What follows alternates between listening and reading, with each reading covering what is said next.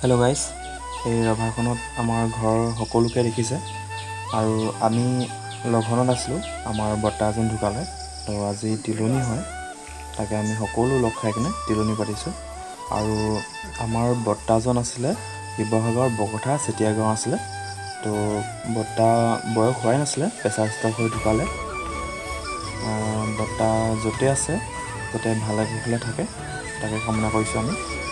আৰু আমি সকলোৱে লগ খাই কিনে ইয়াতে তিলনি ভাগ পাতিলোঁ। আৰু কাজ আছে 70 দিনীয়া পাতিছে, কাজলৈ যোৱা হ'ব। তাকে কোন কেনেকৈ যায় আৰু পৰিয়ালৰ মানুহ তেনেকৈ যোৱা হ'ব। তো আজিৰ ভিডিঅ'টো ইমানেই আছিলে।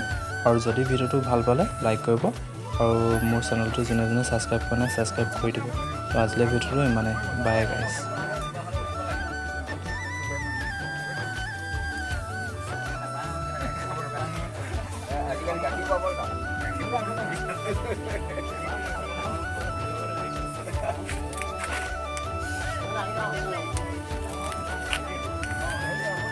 Kita